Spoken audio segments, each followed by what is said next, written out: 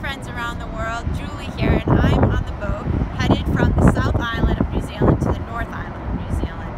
And to just think of how much things I really did and the different ways there are to travel throughout the world, it really brings to mind how there's so many different opportunities in your life, that God's world is so big.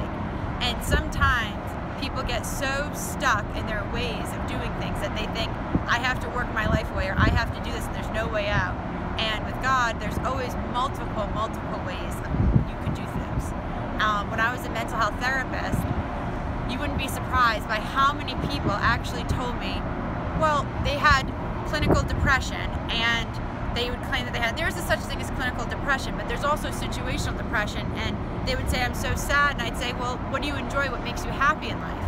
And they'd say something like, oh, spending time with my kids and painting. But how often did they really do that? The answer afterwards would be about zero. And they would, instead, they took an extra $10,000 job, or they would do extra stuff and not make themselves happy and say there's no other way.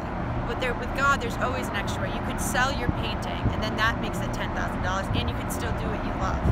My prayer for you is that you will realize how big God's view is, and not limit your possibilities and put it in God's hands. Thank you, and have a fabulous day, trusting in God and knowing that what your goals are, if they line up with His, they will be a success, and there's multiple ways. You're never stuck.